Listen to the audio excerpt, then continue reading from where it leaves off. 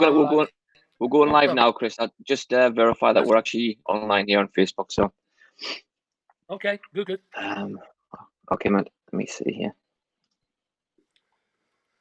Yep, we are live.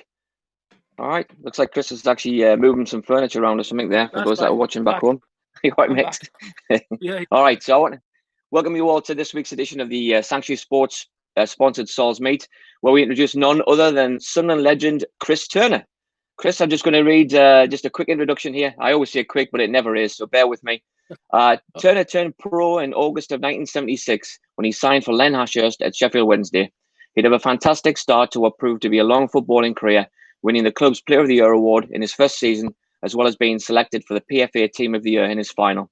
Despite this award, Ashurst's replacement Jack Charlton sold Turner to Sunderland in July 1979, which is obviously good for us. So Chris would debut for Ken Knighton's Black Cats in a 1-1 draw at home to Nobby Stiles' Preston North End in front of a crowd of 24,000. He'd become a first-team regular, replacing Barry Siddle, and helped Sunderland win promotion out of the second division in 79-80, where they finished runners-up, having beaten West Ham 2-0 in the final home game of the season, a game witnessed by 47,129 fans. It's amazing, that. Knighton would be replaced by Alan Durbin at the start of the 81-82 season. This coincided with Turner being limited to only 19 appearances, but he'd regained first-team status in 81-82 and played 41 matches, including 6 consecutive clean sheets, and that's their shutouts for those here in North America. A respectable 16th place finish at the end of the 83-84 season would be followed by Turner's final at Roker Park in 84-85. Chris would feature 53 times across that campaign, and his last appearance would be at Roker Park as Sunderland lost 1-0 to Ipswich, a Sunderland side that featured other Sol guests, Paul Atkinson, Gary Bennett, Paul Lemon, and Gordon Armstrong. Sunderland had an amazing League Cup run that year, beating Palace, Forest, Spurs, Watford, and Chelsea before losing 1-0 to Norwich in the Cup final.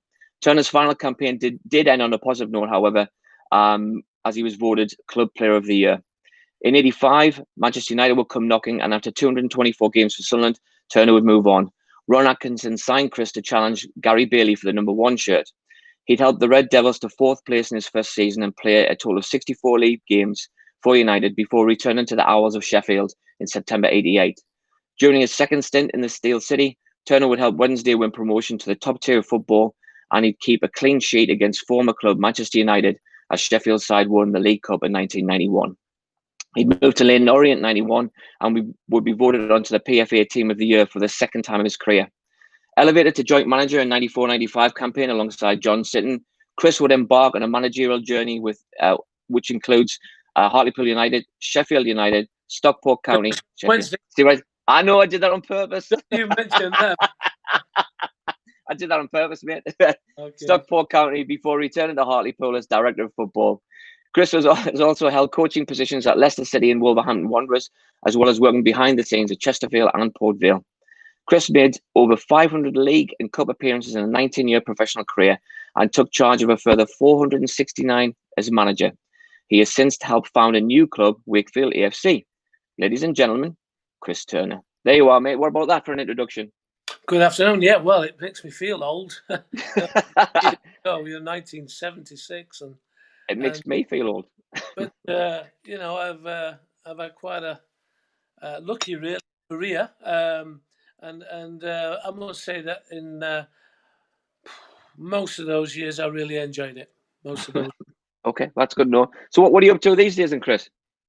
Well, we're trying to form a professional football club in a city called Wakefield, which is just outside Leeds. Wakefield's the biggest city in the country without a professional club. We're this season going to play at a rugby league ground called Rugby League Club Featherstone Rovers. So we're playing in our stadium, whilst Wakefield Trinity, who are going to be our shared guests in a new stadium in the city of Wakefield. That's should be done in the next 2 years. But I'm just at the very early stages of starting up our own professional club. I've already read a lot about the football club. I hear you've got like some sort of 15-year plan. Well, it's 15 years to try and get into like conference, National League, EFL League 2. the boys at Salford with the Giggs, Scholes, etc., Neville's brothers. They've done it in a quick couple of seasons, 3 or 4 seasons, because they put millions of pounds into it. Basically rebuilt their old stadium, made it new, got the best players at that level to win the leagues that they were in, and they did, and they did it that way. But we unfortunately got those millions, so we're doing it another way. But we think we can do it in 15 years. Class. But We've already. I there in 15 years, I couldn't show you that. But I'm starting it off, and hopefully people will take it on as the years go by. And if we can get going, there may be some investors who do come on board and speed it all up. Yeah, well, Hopefully I've got two that I wouldn't recommend right now, or three, but we'll leave it at that. We'll talk about that later. So, I understand. well, yeah, we've actually got a comment coming through from a gentleman called Stephen Gardner. He says, Brian Gardner says hello. Chris did some coaching at Durham Civil Service Club. That's right. Yeah. Do you remember that? He's asking if you remember him. Yeah, I do. I remember those boys because a guy who came knocking on my door one day in my house at Sunderland, a guy called Colin Ranson, and I think he got me there to go and coach the civil service team way back in 1980 80-ish it was. So yeah, that was a long time ago. Well, it's nice that people come on still. So anyway, we'll talk about your career here. So at the start of your footballing journey, you fancied yourself as a little bit of an outfield player, but they're rejected in that position. You take the opportunity to play between the sticks for your school team, Shooters Grove, in a local six-a-side tournament. You perform admirably and go on to achieve a young dream and sign for Sheffield Boys. As a young player, where did you draw your inspiration? Well, my inspiration came from watching Sheffield Wednesday way back in the 60s with my mum and dad. I went to watch Sheffield Wednesday from the ages of 2 and watched them every week. And my a guy called Ron Springer in those days was the goalkeeper for Sheffield Wednesday. And he was like the hero of the crowd. And I grew up watching him play. But I didn't want to play outfield because I preferred it. Goalkeeping was not really on my list. And as you say, I went in goal for that six-a-side tournament, and we weren't a great side because we weren't a great footballing team. So although I probably let a lot of goals in that day, I also made a lot of saves. And the junior team manager was there, Sheffield Boys under 11s, and thereafter that I was a goalkeeper for Sheffield Boys right up to the under 15 team, and by doing so, I signed for Sheffield Wednesday when I left school. So was there a player that you admired to the point that you tried to emulate them as you were growing up? Ron Springer. Ron Springer. Okay. Ron was a man for me, and obviously Gordon Banks and people like that were very much in the people's eyes, and obviously the 6-6 and then Gordon's world class save against Pele and stuff like that. But I grew into the position, as I would say. You mentioned Banks' save there. It wasn't as good as Monty's save. Like, I just wanted to point that out. As you do. So here's a story that I pulled up online here as well. Even though you signed to play in goal for Sheffield, you still managed to score a goal against Scunthorpe. Yeah, that's right. Yeah. What happened there? On one of the occasions, there was an illness in the team, and we were limited for players, and we had two goalkeepers, and I said straight away, well, I'll play outfield today, and I did, and we scored a goal in a victorious game against Thorpe away. Yeah, so, brilliant. That's brilliant. All the clubs I played at, I used to love training when we'd have no goalkeepers and we'd play possession or play without keepers. I used to love playing outfield. Excellent. So I say you're obviously born and bred in Sheffield as well. And I already know now Wednesday or United. I did know it was Wednesday. And as I said, I'm not going to apologise for saying that you managed Sheffield United. So, but what prompted your departure from? Obviously, you left to come to Sunderland in 79-80, and I mentioned before about Jackie Charlton. What prompted your departure? Well, I mean, I broke my hand at Boxing Day away at Tranmere Rovers, and a lad who played for Sunderland, Bob Boulder, came to Sheffield Wednesday from the non-league club at Dover, and I couldn't get back into the team, or didn't get back into the team. Then Big Jack always preferred Bob Boulder because she was 6'3", 6'4" at that time, and I found there was battling against the odds to a bit. The crowd wanted me back in goal, but Jack was one of them people that he would do it his way, and that's fine. So I decided that freedom of contract was in then, and I felt that my contract's up. I'll see who's out there, and Watford and Sunderland wanted to sign me at that particular time. Excellent. So obviously you signed for Sunderland, you make your debut in a 1-1 draw against Preston North End, like I mentioned before, and for a 24,000. Having been at Wednesday for such a long period, what was it like for getting your first start in a Sunderland shirt? Well, it was. It's what I come to. What I went to Sunderland for was to play first team football. I mean, the very first Saturday of the first season I was there, I was playing for the reserves in the Wearside League at Merton in front of a man and his dog, and Sunderland first team were playing at home against Fulham, winning 2 or 3-0 in front of 26,000. So, I wanted to be playing in the big games at Roker Park. And then when the opportunity came, I think I started off in the first League Cup game was against Manchester City on a very rainy night at Roker Park. And we won 1-0. And I impressed people on the night with my handling of the ball on a very slippery playing surface against Big Mal's Manchester City. And we won 1-0. And my career took off from there really, and a stadium for the rest. I think a stadium for the rest of the season.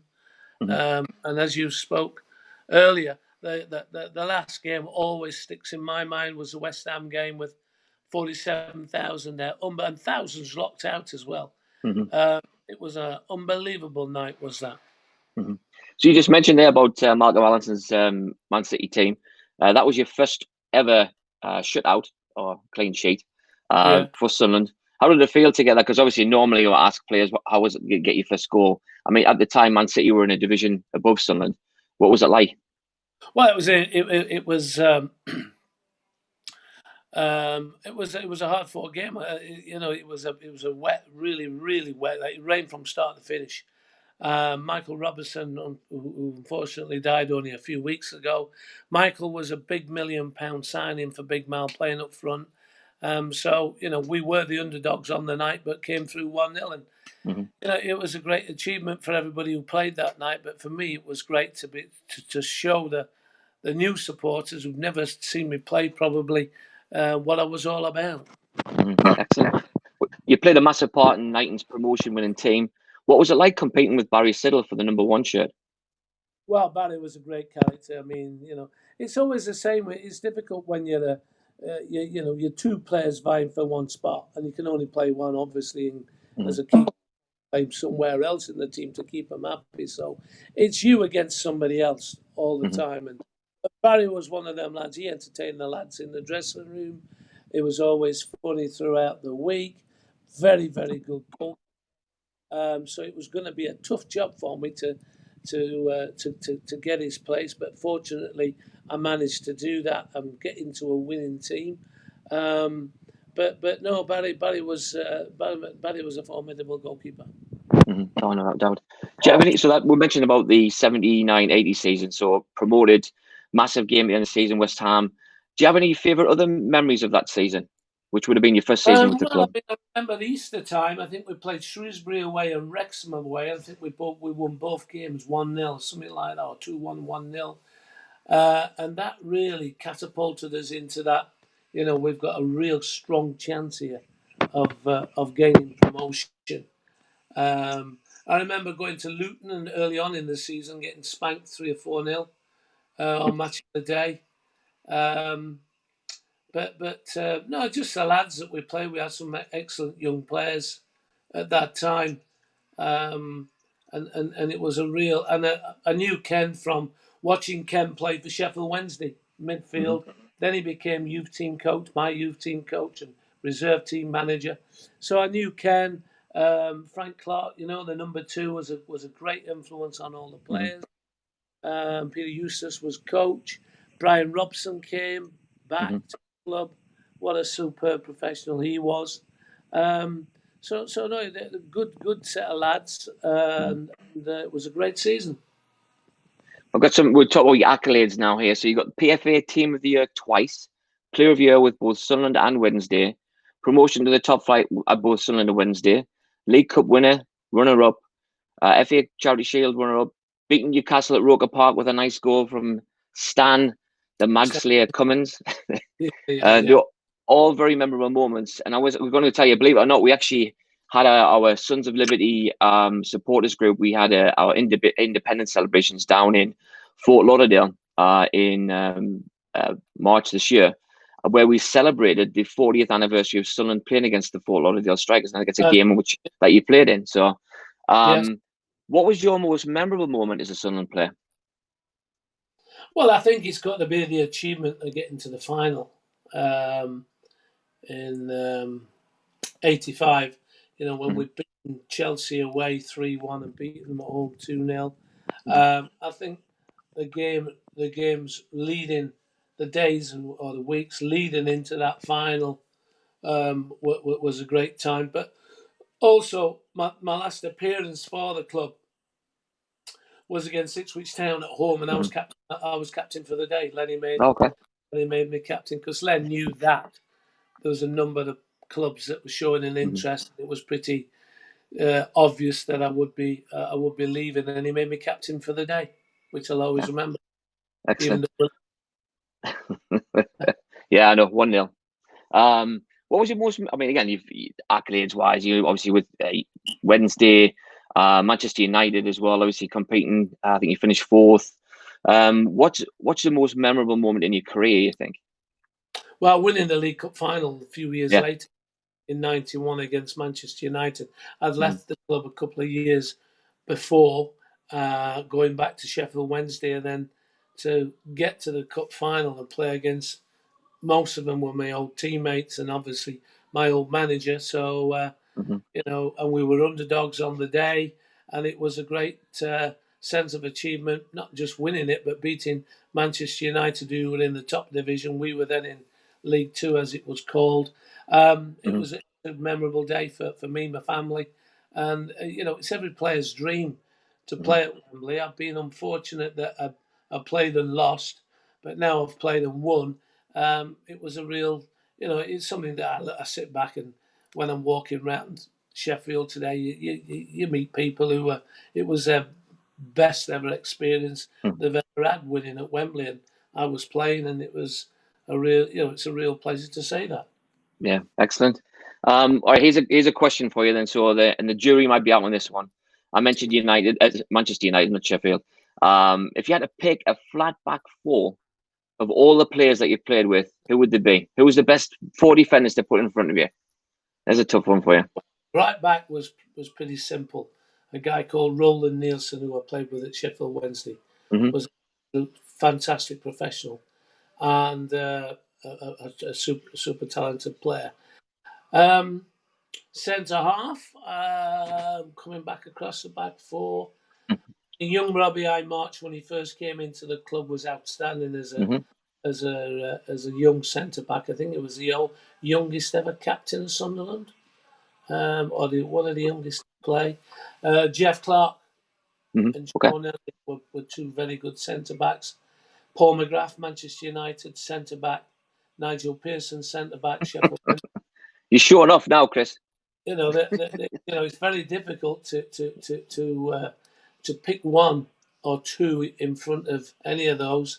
Left backs. I mean, one of the greatest or funniest, but a very good player, a guy called, as everybody here listening, there's a boy called Joe Bolton, who was in the team at Sunderland when I first went there.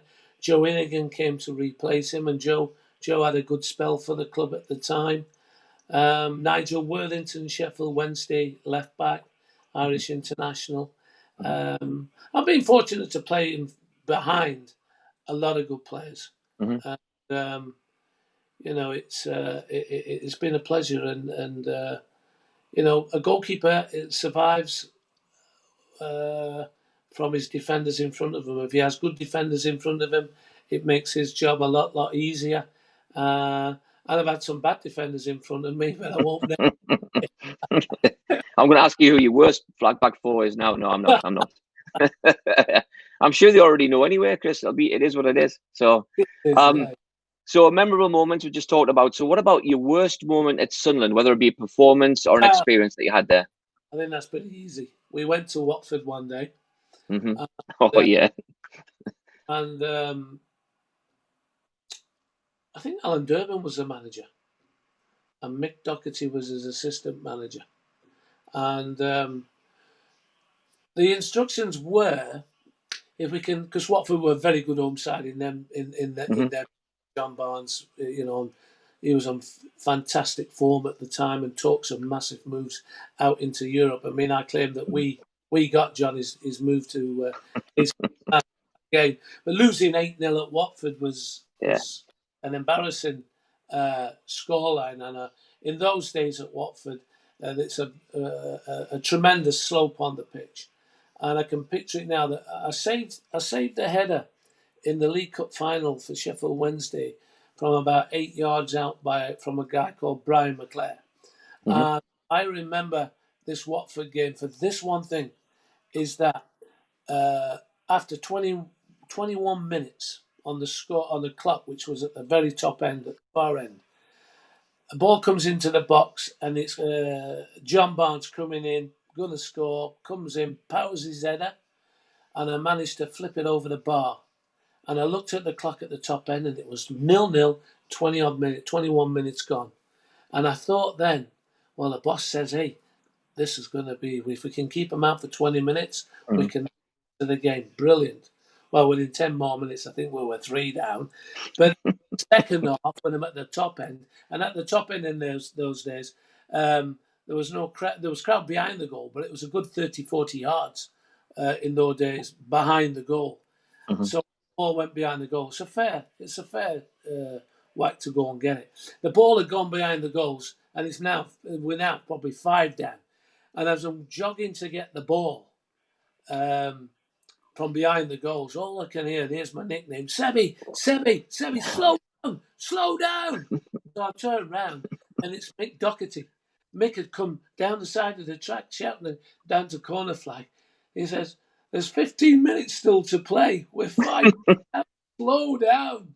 And then we did another 3 in that after that, and we got beat 8-0. And I remember going to meet supporters on the Sunday, on the Monday night, down in near New Bottle where I lived, and I was going to meet a little section of a supporters club upstairs in this pub for question time, and it couldn't come at a worse time. You lost 8-0 on Saturday, but I did get star man for Sunderland, even though I let 8 in that day. I'm just looking back at some. Probably got a 4, but it was a bit better than some of the other lads. Because we took a real pasting that day. Speaking of 4, it was, I think, Luther Blissett put 4 past you that day. I'm just looking at the stats here. Luther Blissett, Blissett. Well, he got a move off that game as well. He went to AC Milan. That's right. He went Luther Blissett. That's the one, not John Barnes. But they had a great side. They were big, powerful, strong. Ross Jenkins was up front, who was 6'7", and the Callaghan on one wing, Barnes on the other, and it was just an annihilation that afternoon. I think as former Sunderland player Wilf Rostron played for them as well. That day. Wilf Rostron, yeah. I mean, Wilf was a good, very good player. No, that's cool. So, well, we'll get back on the happy times now. So you obviously played for some big clubs over your career.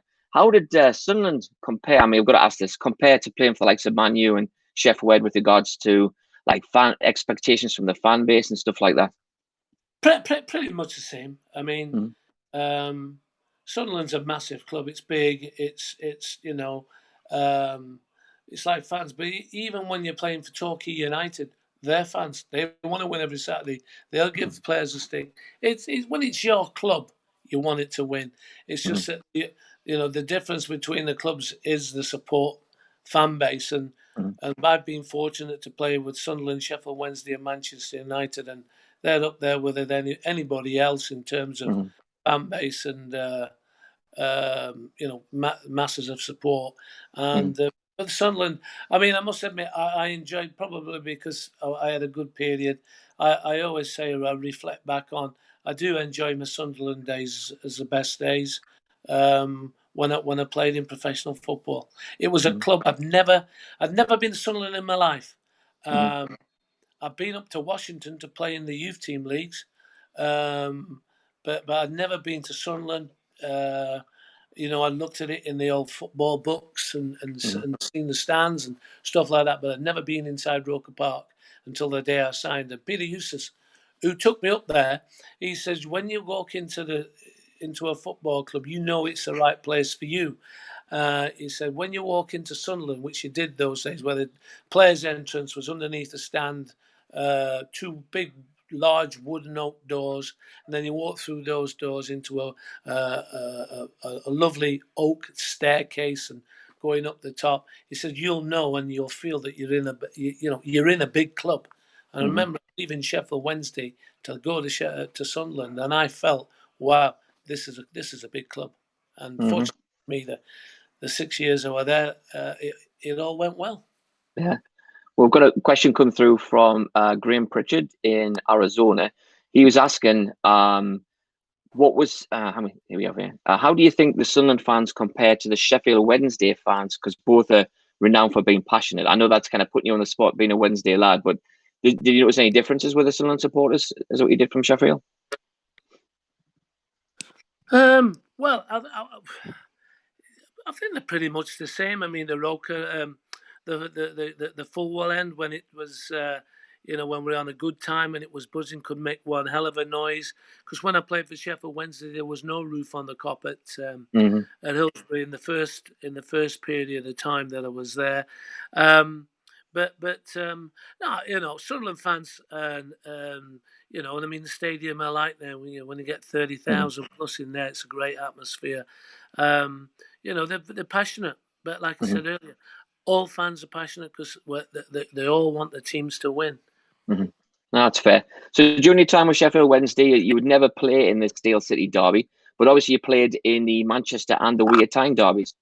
Which one of those two do you believe to be the fiercest from a rivalry standpoint?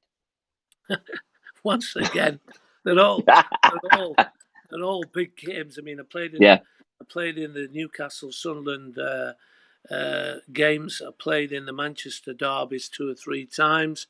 Mm-hmm. Uh, I mean, Manchester United, Manchester City is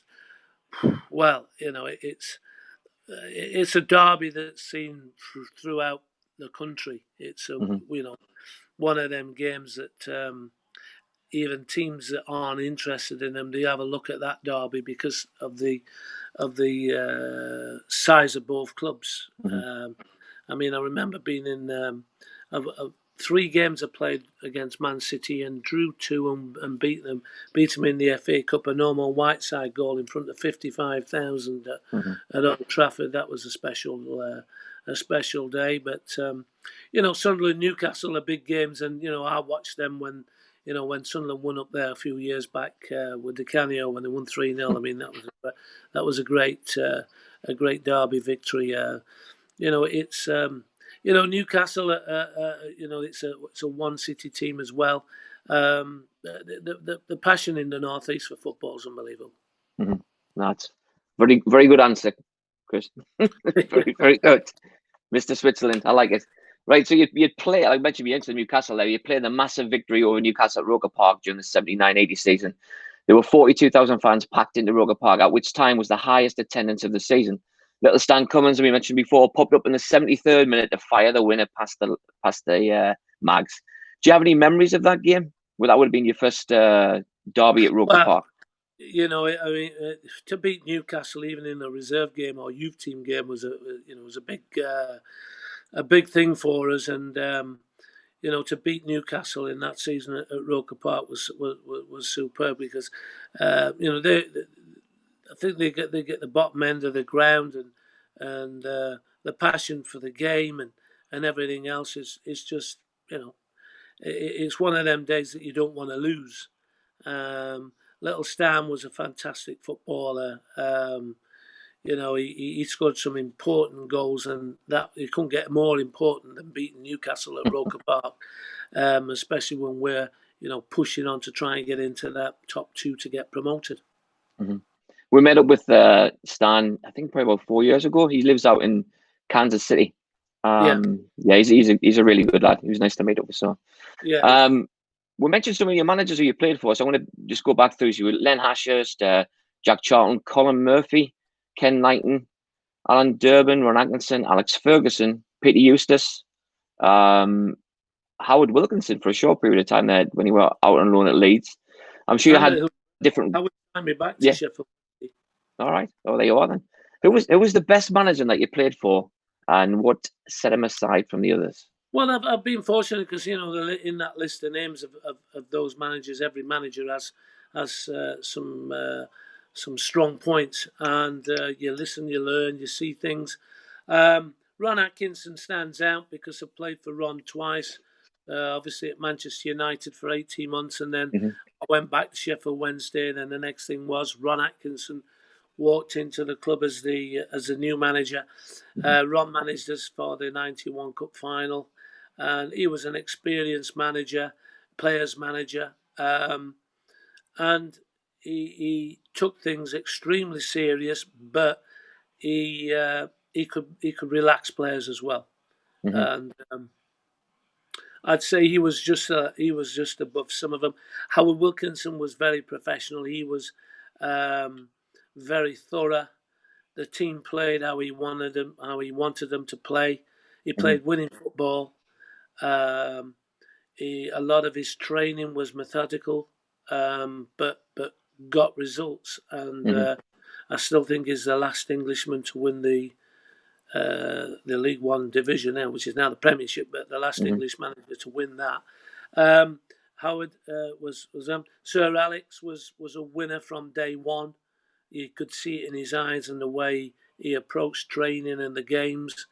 And I mean, we actually finished runners up, which I don't know if you mentioned, but my last season at Manchester United, we finished second in the league. But I knew he was signing Jim Leighton from his old club Aberdeen. Aberdeen. Yeah. But they wanted me to stay at Manchester United for longer, but I decided that at 32 I wanted to still play first team football, and that's why I went back to Sheffield Wednesday. But Alex Ferguson, you can't criticize anything about Alex. I mean, what a record he's had. Mm-hmm. Phenomenal. Didn't you finish Man United finish runners up to Liverpool that year? Yes. Was it Yeah. Liverpool? Yeah. There you are. Liverpool All right, were notorious for a slow start and an unbelievable finish. Like a Grand National to start up the back and then work its way through the field. And when it comes to the final 3 months of the season, we'll put an unbelievable run together. But Liverpool that season started from the front to the end, had a tremendous team with a tremendous season, and we finished second to them. All right. So after you finished playing, you obviously remained active in the game as a coach, manager, director of football, including playing. Which part of the game have you enjoyed the most, and why? There's nothing better than playing. That is a certainty. Management's second best, and always will be in my eyes, because your playing days are your best days, and the playing days are the most rewarding. You're training every day. You're getting camaraderie with a group of men. You have laughs and you banter, and the matches and winning together, losing together. When you become the manager, everything's on your shoulders, and it's an unbelievably high pressurized job. I'd like to say that it's an enjoyable job, but it's when you're lying awake in the middle of the night, you're thinking about your team and you're thinking about who you're going to leave out for Saturday, who are you going to bring back in, because whoever you are, whatever club you are, if you're at Manchester United with 75,000 there, or if you're at Torquay United and there's 300 there, it's you against the crowd, because it's one man against everybody in the stadium, because everybody can pick a different team or wouldn't make that team selection. So you're okay for it until the following week when you pick your next team, when you win. And some of the stuff that you read and hear and see regarding managers, it's ridiculous, because a manager is only as good as his players, and then the manager, those players are only, and that team is only as good as the manager's availability to bring the right players in. I mean, I remember at Sheffield Wednesday, I had centre halves who wouldn't head the ball when I first went there, and so I signed Dean Smith, the Villa manager today. I signed Dean Smith from Leyton Orient for £15,000 and made him captain, because I knew his vocal, I knew his strength and everything else. And after half time in his first game, when he played well at half time, some guy in the stand decided to turn and says, "Hey Turner, can I ask you a question?" So I said, "Yeah, what's the problem?" He said, "Why are we buying players like Dean Smith from Leyton Orient for £15,000?" I said, "Because I can't afford John Terry from Chelsea. That's who I would bring in."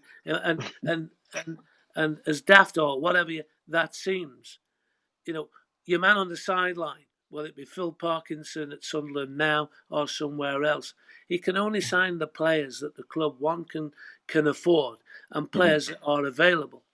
And that's why it takes time to build a team. I mean, I was at Hartlepool for 3.5 years. Each year we got better. We got better, better. But each season we struggled at certain times and could have been sacked and whatever. But, they stuck by me and eventually got the team. I think after my third defeat in the playoff semi-finals, we lost away at Cheltenham. Totally outplayed them at home, winning 1-0, conceded in the 92nd minute. Totally outplayed them down at Cheltenham. Should have won by 3 or 4 on the night. Lost on penalties. But I said to the press straight away after the game, I said that, well, I'll tell you now, I'm as disappointed as anything here tonight. But I know I've got a team that can win home and away every week next season. And virtually we did that. And that's how I eventually got the Sheffield Wednesday manager's job, because I was sitting 12 points clear in League Two. But I was given time and I was given resources and allowed to build a squad how I felt it should be. And I was successful. It's when you go on to your next job, when you walk into a club like Sheffield Wednesday in the Championship then, when you've got players who aren't half as good as what you're left with, who are 2 leagues below because of overspending, giving them too much money, young players coming through, not good enough, etc., etc. So you need time. So I would, going back to the question, I would much prefer to be a player. That's fair enough as well. So I know it's been a few years since you have managed, but would you ever consider managing Sunderland? I'd ask. At the time, I would have loved the opportunity to manage a club like Sunderland. Yes, yeah, I would have. I mean, I think I've gone beyond the manager's position now. It's a massive role. I'm mentoring now, working for the LMA currently, and I'm working with Thomas Franks at Brentford, who's having an unbelievable season with Brentford. Absolutely. I think there's a role for me in the game as a director of football at any level, because of the vast experience that I've had in the game as player, as coach, as manager, as directors of football when I was at Hartlepool. Worked on the chief exec for 6 years at Chesterfield, wheeling and dealing, signing players, etc., etc. I love that side of the game. As well as the front end, which is the managing side, but I feel I could bring experience to a manager at a club and also help the club. I mean, what really annoys me is in football is that if I was to have a large sum of money and I thought I'll go and buy an electrical firm, I know nothing about electronics and electricals. I would then employ somebody who knows what he is, his knowledge on electric is second to none. I'd employ them. People buy football clubs and employ the mate, and then they waste millions and then wonder where it's all gone. And I'd employ somebody in a football club who knows how it should be run, how it can be successfully run, how long does it take to be successful, and why am I wasting all my money on players when it's not necessary? And I feel there's a place for me and others who are not in the game still today that knowledge has been wasted. No, without a doubt. So, I had an interesting question as well. Another one from Graham. He's asking how do you deal with stupid questions from the press? So, as a manager, you obviously get some ridiculous comments. So, how do you personally deal with those situations? Well, I mean, you have to be respectful because that's their trade, that's their job. They're journalists. I mean, when you think about it, and I've said this before. Somebody semi likes football, goes to the university, gets a degree in journalism, gets a little job in an office, then suddenly gets put into the sports department, then starts following the local football team, then starts criticising, writing stuff, asking questions on football, and they haven't really got a clue. And you still have to answer them though, with respect. And I like to think that I always did. But sometimes you will get managers. I mean, Gordon Strachan is one of them, and Nigel Pearson at time is another, where they will treat a daft question with a really daft answer. We've seen some of those infamous Pearson interviews more recently, I guess. But, absolutely. So I'm going to go back to your son and playing your last season at the club. So you played a massive part in the 1985 Milk Cup run. Obviously, you got man of the match accolades and several key matches leading up to the final. What were your favourite memories of the cup run and the final itself? Well, when we beat Spurs in the second in the two-legged game, because we drew at Roker Park, everybody talks about the penalty save and the 2-1 win at White Hart Lane that night. But the main game was the first game at Roker Park because I must have had one-on-ones and shots, and I think if I'd have turned my back and faced the crowd, I'd still have saved the shots that night because everything that you needed or we needed to go for me that night went that way, and so that was a real big game in the in all of those games.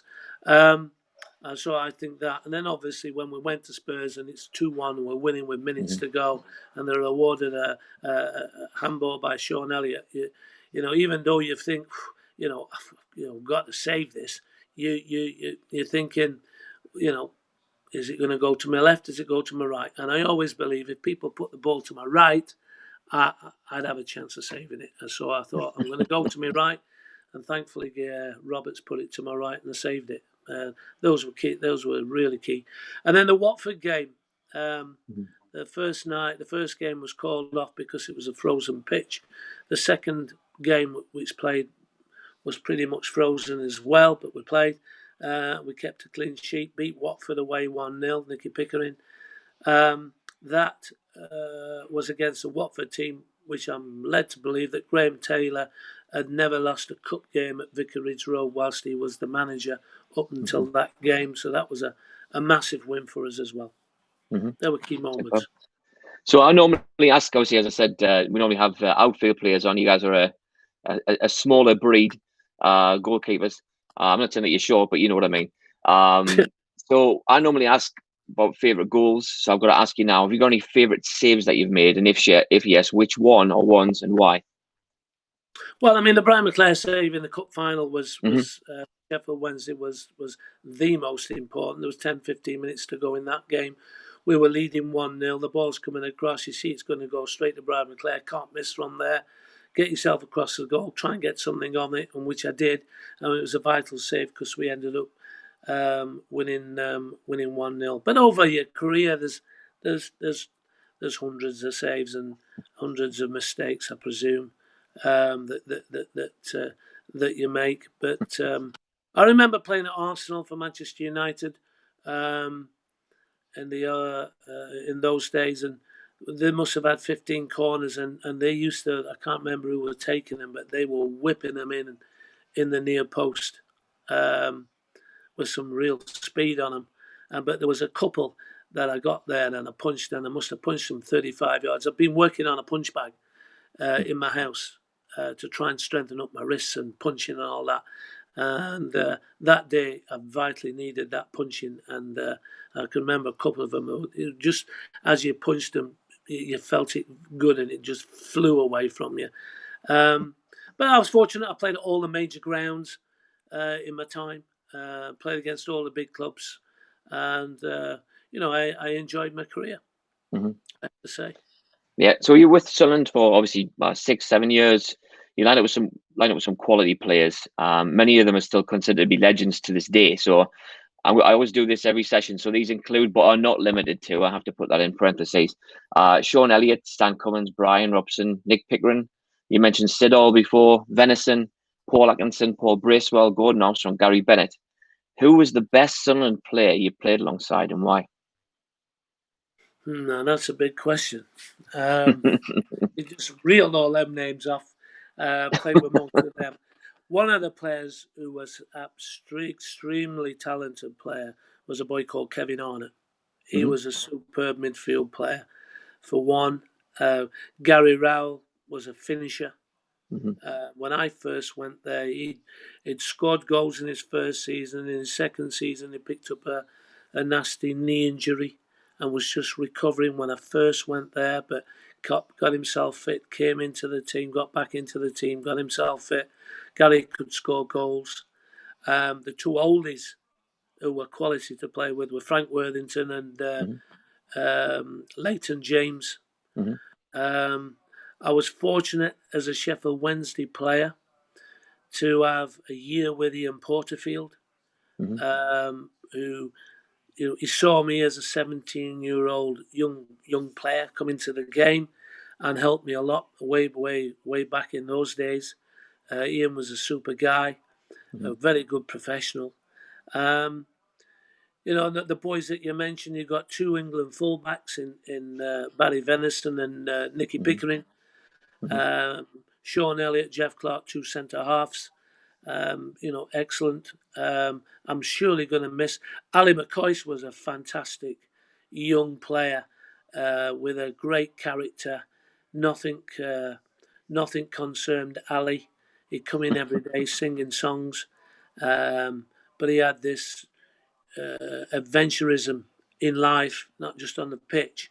That was, every day was a buzz when Ali was around, and he was only 18 in them days, and we paid £400,000 to, I think it was St Johnson.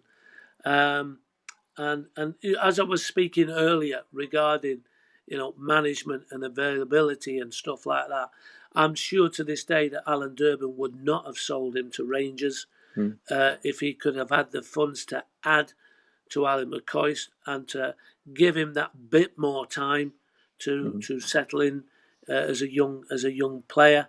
I mean, I remember his goal at one night against Southampton. He beat Peter Shilton from 30 yards with Hmm. an unbelievable unstoppable strike into the full end. Fantastic. Hmm. I could go on forever talking about. You're asking me to name one player. It's impossible. And I'm sure Gordon Chisholm. Chizzy Hmm. played in a number of positions. In for the team, was a team player. He was a team player. Was Gordon. Hmm. But no, there's too many. There's too many. I like that. The next question's even worse than so. You've lined up alongside the likes of like Peter Davenport, Norman Whiteside, Mark Hughes, Strachan, the other Brian Robson, Duran, Steve Bruce, Jesper Olsen, David Hurst, and for our American fans, John Harkes as well when you returned back to Sheffield. Who was the overall best player that you played alongside, and why? Well, Brian Robson was the captain, the leader in the dressing room, out on the pitch, set by example every day in training, worked tremendously hard, wouldn't pull out of tackles in training. On the field on the Saturday was an unbelievable, inspirational player.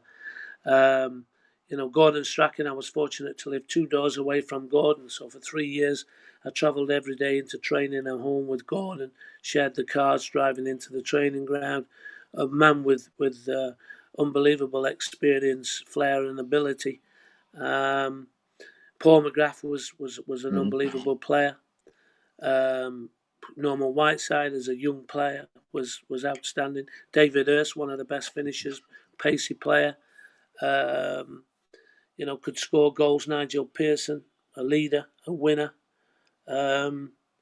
Johnny Arks was you mentioned John for the USA. He was an unbelievable player and had so much confidence both on and off the pitch. I've been fortunate. I've played with a lot of good players. I like to think that some of these players might think they play with a good goalkeeper. Who knows? I'm fortunate. I can sit down and, you said some names to me today that I haven't thought about for a long, long time. The memories, they come flooding back so quickly. And again, I would tell you, Chris, as well, a lot of the people who tune in to watch these talk-ins and stuff as well, it is a walk down memory lane for everybody. It's just superb to hear, some of your responses about certain players and people that we haven't heard of for a while. And like you said before, there's just those connections. We were just Claudio watching Marangoni. Oh my God! Marangoni scored the winning goal at Fulham. Yeah, 35-yard wonder hit. Claudio was a bizarre, lovely lad, but just didn't integrate into the English game as well as what I think Ken Knighton would have wanted him to. But he was an exceptionally talented player. Actually, was Claudio. But the funny thing was, we were watching the highlights. I basically put some highlights together from the Milk Cup run, and we had people tune in and watch that. And I'm looking back, I'm looking at players like Mickey Hazard at Chelsea, and then who was a Sunderland lad, and then also Mickey Thomas, who is he doesn't get any more good looking, that's for sure. He didn't age very well, that bloke. But I mean, even to the extent I remember him scoring a goal for Wrexham against Arsenal in the FA Cup. So these flashbacks of these memories. Just superb. So, so you made over 500 career appearances. Obviously, you've faced some fantastic players. Who do you think's been the best opposing player that you've faced? Who stood out for you? Well, the Liverpool team, not a player. The Liverpool team, I suppose, with Dalglish and Rush up the front, Graham Souness, Ray Kennedy, Sammy Lee, Thompson, Hansen, Grobler, Phil Neal, Alan Kennedy. See how the names just roll off. Yeah. Was Molby on that side? Who? Molby? Jan Molby. Was he in that side? Or was he? Well, the thing with Liverpool is they could pass the ball so quickly. And as a goalkeeper, you've got your position as they're coming down, as you're looking at the play, they're coming down your left-hand flank. But then within quick, bang, bang, bang, it's out across a crowd into the striker, back to midfield, out the other side at tempo. Then they're attacking you down the right-hand side. And then suddenly it goes back into the middle. Next thing, boom, the ball's fired at you from 20, 30 yards. And if you don't catch it, if you fumble it or draw it out, you've got Russian Dalglish sniffing around inside the box for anything that's been dropped. I'd say that Liverpool, that team, were the hardest team rather than a individual player. That Gary Lineker was a tremendous finisher. One-on-ones, he could finish. The Liverpool team were the hardest opponents in them. There was 20,000, 25, lovely summers, not summer, sorry. It was a lovely one of them days where there's not a cloud in the sky and the sun's out, was hard. We played the first 45, delighted the way we played. We kept Liverpool quiet. It's nil at half time. Referee come down and called the game off at half time. There's one for people to look back in the book. What year was that? We're sitting in there next thing the game's called half time because very cheap against Liverpool home or away. But it was called off at half time because the referee deemed the pitch getting harder as the sun was going down and obviously night time at 4 o'clock in them days it was going to be could be a bit tricky in the second half. But, that's why he called it off. But we thought we'd had a good first half. But there you go. Yeah, well, it's interesting. Interesting, you mentioned both Lineker and Rush as well. We had Paul Stewart on here last week, who obviously played in the same teams as both of those guys, and he did say that obviously Lineker was prolific in goal scoring, but he says he would put, if my memory serves me right, he would put Ian Rush ahead of Lineker from the perspective that he was just everywhere and he had the capacity to control play. Rush worked harder than Gary. Gary was a man on shoulders. And he would read the situation, and he would be onto it at a good pace. Rushy was fast. Rushy used to turn his back as he jogged away from goal, but he'd have a quick little keep a quick look. And if you think, I can throw it out to the fullback, by the time the fullback had got the ball, Rushy'd cover 20, 30 yards fast and put the fullback under severe pressure. But Ian Rush, he came from Chester and then suddenly became a world-class centre forward. Why don't clubs still look at these boys lower leagues? Very few do now. The players are there. Players are there. Not changed. Players are there. It's just that they haven't got an Italian-sounding name that makes it sexy for the fans. But the players are absolutely there. Right. You're absolutely right. You also mentioned before, you talked about, you've been lucky to play in all these different grounds and stuff with the teams that you've represented.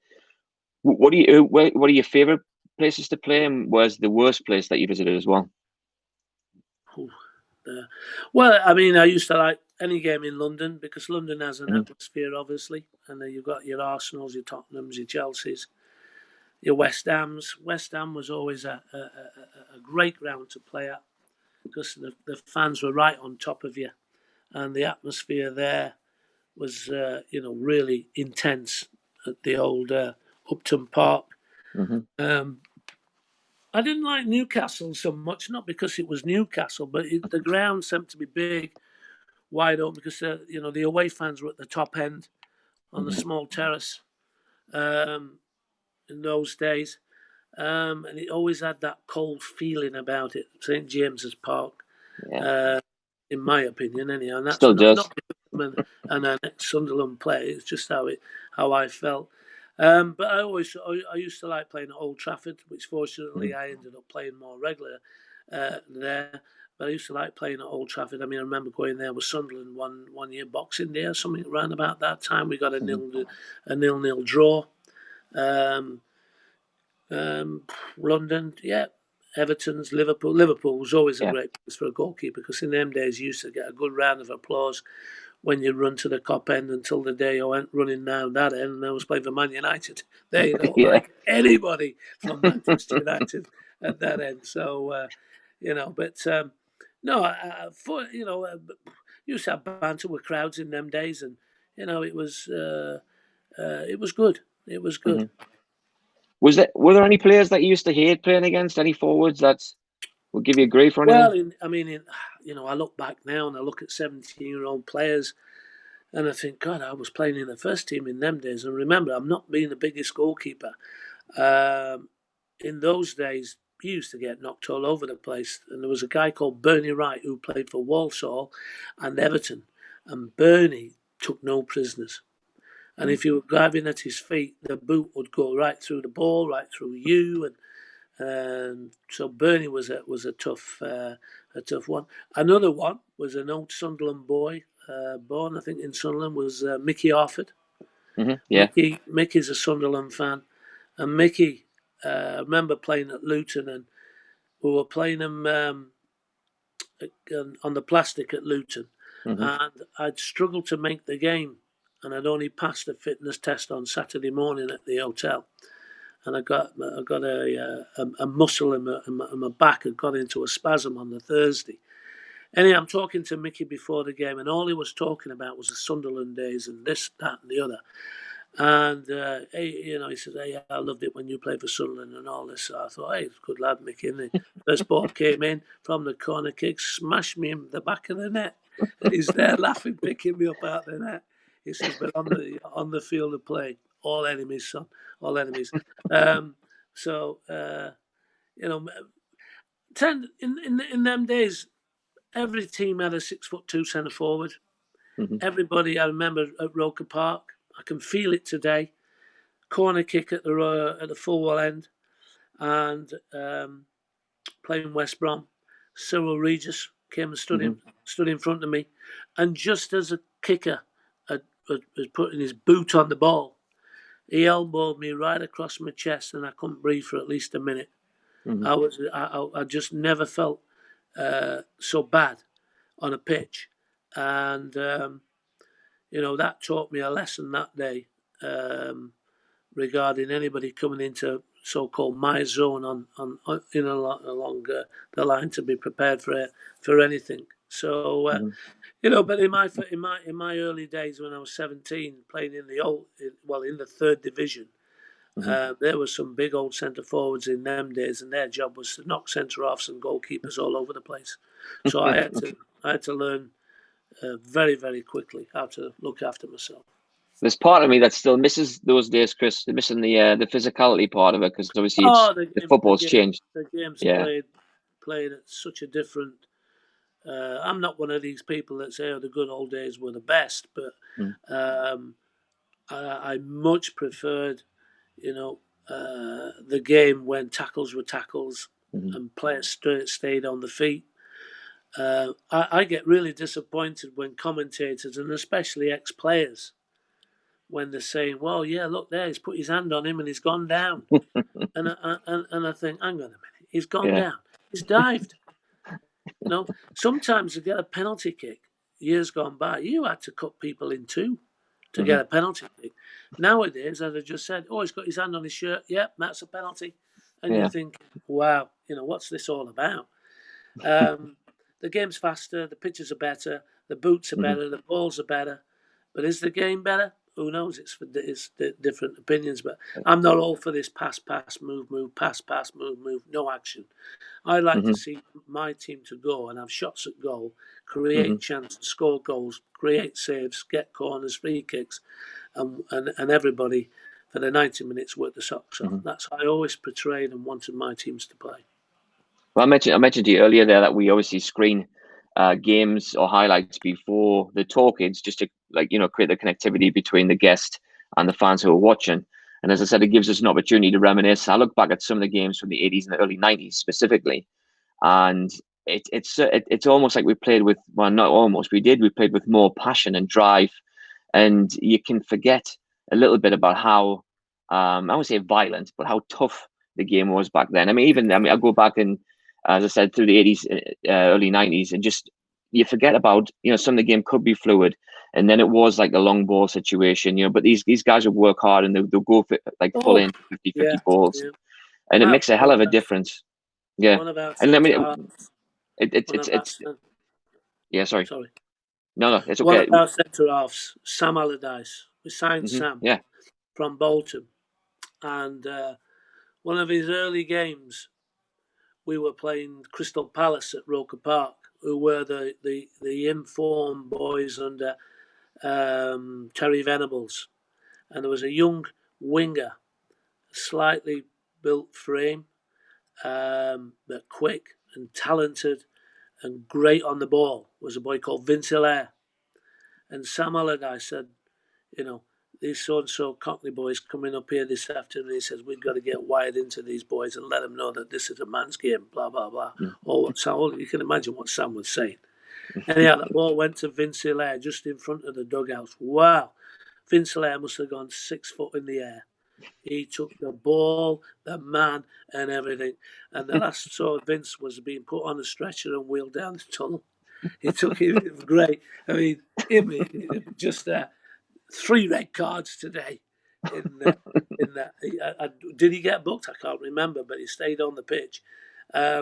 Those days have gone, and in Yeah. some respects, it's good because centre forwards were getting tackled through the back and Achilles injuries and stuff like that. All it's been for the better of that. It's just that players today, and then the other thing is the number of games players play now is so low compared to players used to play. If you played in the Liverpool team, you were playing in Europe and you were playing in the league and FA Cup and league, they were playing 65, 70 games a season, no problem. And all I hear now is that they're playing 3 games in 10 days, and they want to start. They want a winter's break. They want a winter's break. Gosh, the winters now are nowhere near as harsh as what they used to be. Gosh, and you've I, got better boots, better footballs, better pitches, better yeah. fitness coaches, better analysis, better this, better that. And they don't want to play players these days. Unbelievable. Unbelievable. Now Well, we that's had. what I don't throw having to go at the boys today. Mhm. Well, the boys. Well, you mentioned about the boys today, so let's talk about the Sunderland team these days. So, have you managed to watch? Is there any of the current Sunderland squad that you've watched and you've enjoyed watching? I don't. To be fair, I don't see a lot. I must admit. So I'm not really up to speed. I look for the result every week, Right. like other clubs. I follow what's happening at the club. I follow, like I said, the results, the managers who owns the club. Obviously, is a contentious point at the moment. So I've got to be honest. I didn't see a lot. The games I have seen on telly they weren't impressive. When I saw them at Southend under the previous manager, and I saw them at the first game of the season of that. But a club like Sunderland, and but the third division or League One as it is now, I've had some big clubs in there over the years. That when I was managing, remember one year we had Norwich, Sheffield, Wesleyan United have been in there. Leeds United, we played Leeds at Hartlepool, Norwich, Nottingham Forest, Millwall, who are the Championship now. Lots of clubs have been in there, and it's getting out. It's not easy. It's not easy. It's No. a tough league. So, what do you think of the current state of the club then? Well, I went to I was invited and went to a dinner at Stadium of Light 2 years ago, 3 years ago, when the present owner and Charlie had come to the club. They were at the dinner, and they were them at this dinner put into a question and answer about the club and what they were doing. They'd only just been there, so I was fortunate to be in that meeting. And I said to my friend, who I mentioned all the minutes back, Colin Ranson, who got me to be the coaching at civil service. I said to Colin, I said, well, last night I was at the dinner. I listened to Charlie and the chairman. My opinion was that they're going to get the club on a stable footing, and then they'll sell it off to somebody else. And that was in the early days. That's how it looked. How it came across to me on the night of what I thought that they were looking to do. They've got an asset. They've just got to make it into a more saleable asset, and then they'll sell it on and make profit. That's how I saw it. Yeah. And generally, that's basically, I think, what they have done. Well, that's what they've tried to do. I don't know if it's a more saleable asset. I mean, tried to do because on the pitch results hasn't yeah, gone the way which has prevented.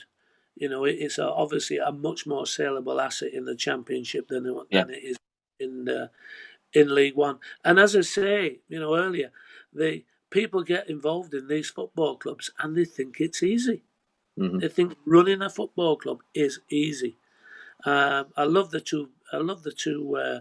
Netflix series, yeah, and the one where they signed a striker from Wigan and ended up paying £3-4 million.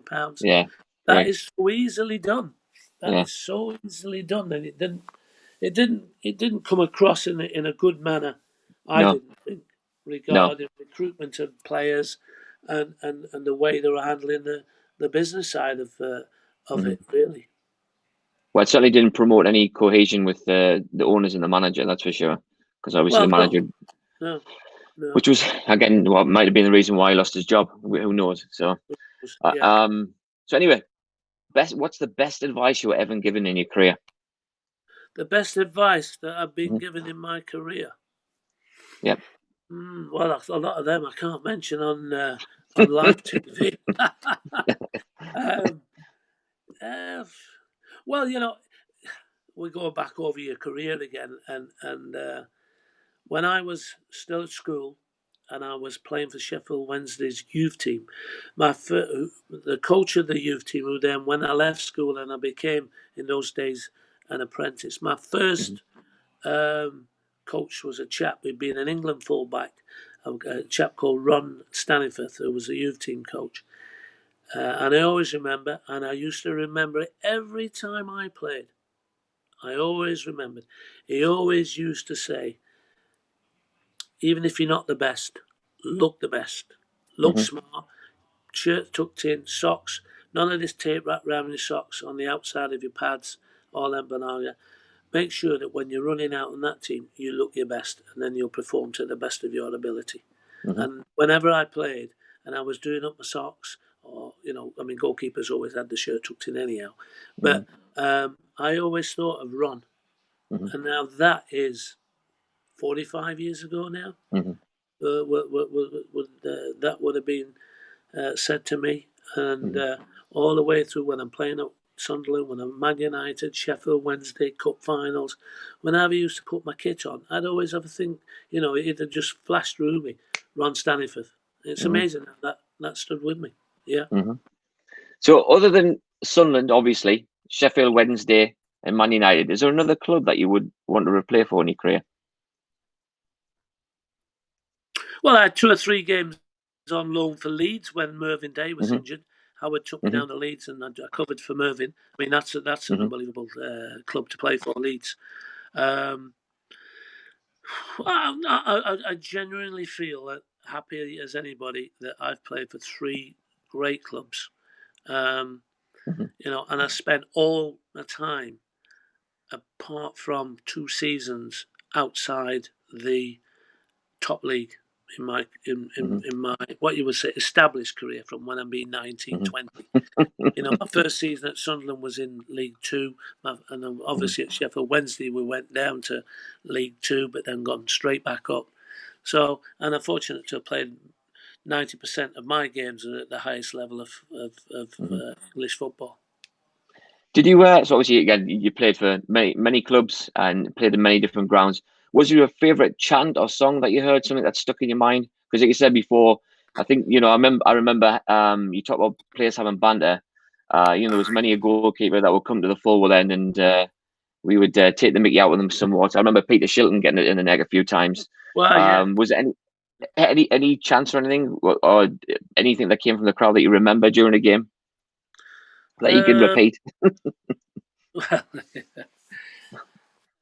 well, you always used to like it when they used to sing Turner for England when I played all my clubs Yeah. when if I was making a save and stuff like that, and once I got my career underway at these clubs, that was always nice to hear for obvious reasons.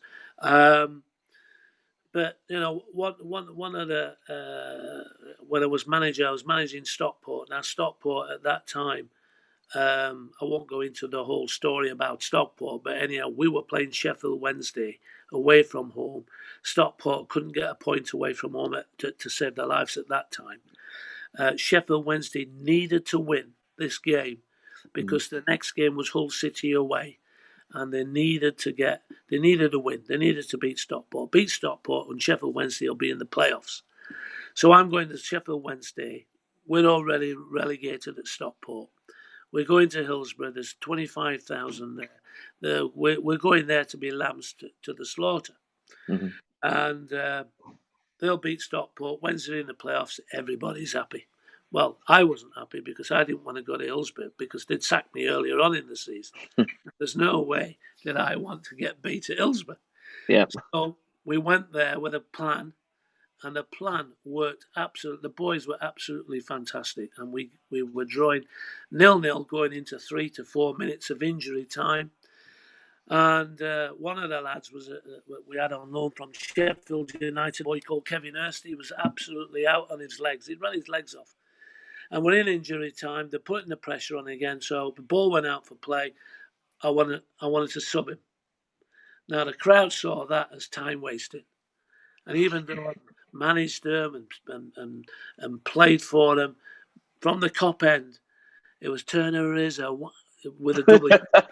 It was around the ground because, and on the radio phoning after he's supposed to be one of us and he's waiting to get a 0-0 draw. That result looks as though it's killed us for the playoffs. But fortunately, they went the following week and won 1-0. But that was really the only time I've had any abuse, apart from your usual managerial abuse, because managers do get abused by their own fans too often. Oh yeah. And I always say is that you can't speak the truth as a manager in your local press because you'll either be talking against your players who you need to rely on, or you're talking against the chairman or the directors who are not letting you do what you really want to do and what you should be doing. And then when results suffer, fans get on your back and criticise you and slag you off, and they don't know half the story. But you can't tell it. You can't Yeah. because you know it's the way it is. It's the Yeah. way it is. So how would you describe? You mentioned about the Sunderland fans before, but can you describe Sunderland fans in 3 words? Very, very passionate. Well, I'll do. Yeah, Very, they are very, without a doubt. very passionate. And watching the Netflix programs, it just oozed out the program regarding it, and they. I mean, I love the northeast. I love going back to the northeast. I love walking on when I was at Hartlepool, we used to drive up to Sunderland quite a lot, walk along the cliff tops with a dog to South Shields and back down through Clevedon and all that stuff. You used to love it. The training ground. I mean, look at the training ground now to when I Yeah, played. Oh, yeah, same place but totally different venue. Um, swimming pools and all this sort of stuff, and they're in League One. Gosh. Um, yeah. but it's passion, the Mhm, passion of the support, and mhm. it oozes out of them, That's actually one. I mean, I can talk from being over here in the States. That's actually one of the biggest draws because for non-locals, people who were basically looking for a club to support, they see Sunderland fans watching the games on TV in the Yeah, pubs and stuff over here in the bars, and there's just this draw. I don't want to be disrespectful to other teams over here or to other fans over here. I just think that there's an element of this plastic following, especially for the bigger clubs, yeah, where there's a sense of truth and passion, like you said, with the Sunderland fan base over here as well. And it is a big draw for those who are looking for who want to get involved. And then obviously you throw the history in after that, and yeah, we've actually done pretty well recruiting American fans. So absolutely. yeah. So in your time with Sunderland, how would you sum up your time with Sunderland? Your 6 and a bit years, 7 years that you were there. How would you sum up your time there? Well, it was a massive time in my life. I mean, my wife Debbie, Mm-hmm. we both had our first two children there. Jamie and Natalie were born in Sunderland. Mm-hmm. Um, so it was a massive period in our lives, in our marriage, in our lives. Mm-hmm. And the on the field performances from myself were very consistent. I think I went 3 seasons and only missed 1 game or something like Mm-hmm. that. And certainly played the last 2 years every game of the season. And it was a massive decision to go to Manchester United because do I stay at Sunderland and probably play throughout my career there, or do I take a massive gamble and go and try and do something at Man United? And Mm-hmm. I really, really didn't want to leave Sunderland. I Mm-hmm. really didn't. And it wasn't for money, that's for sure, because Sunderland, the deal was pretty much similar to what it was at Manchester United. Um, so I didn't leave for money, that's for sure. Um, but I was pretty, gutted when I left. I really felt that I couldn't turn. I wouldn't want to be now Mm-hmm. sitting here to you now saying, "Well, yeah, I did have a chance to go to a really, Mm-hmm. the top club in the world, Manchester United." So I wouldn't want memories like that. I went, I gave it a go, and I gave it my best shot, and I enjoyed it there. Sunderland, I loved it there. I loved it. Brilliant. So no regrets in your career at all, then? No, because in your career and in life in general, there's crossroads, and you've got to make them decisions. A few decisions you think that maybe I shouldn't have made that decision. Who knows? But I have no regrets at all about Sunderland. I loved it there. Good man. Is there anything else that you want to share, Chris, before we close out here? Well, yeah, just football in general, and Sunderland for me, great years, great town. Well, it was a town when I played. It became a city after I left. I think now when you go back to Sunderland and the stadium alight and the city itself has come on leaps and bounds over the last 20 or 30 years, and you know, it the old ground, the Roker Park, will live with me for the rest of my life. That on a Tuesday night in a cup game or league game, Roker Park live. It was energy, and I know times have to move on, but yeah, you do miss the old ground. I do miss the old ground. I mean, I used to go behind. I used to go behind the Roker end after training when we get back to the ground, take a bag of balls there, volleying balls under there, catching it coming back off the wall. I've got great memories of that. Great memories. And the town itself in them days. I mean, we used to have some great nights in a place called Annabelle's. Great. I know Annabelle's. I know Annabelle. Yeah. So we enjoyed it. I enjoyed it. Yeah. Oh, that's great to hear. Well, I want to take this opportunity to thank you, Chris, as well, for your time and obviously your service to the club. Wish you well and many years of success with your new venture at Wakefield AFC. Right. I think that'll be fantastic. And of course, I want to mention to the lads that are on here, if we're back home visiting, or those people in the UK, obviously get yourself down to have a watch the games when the season starts up as well.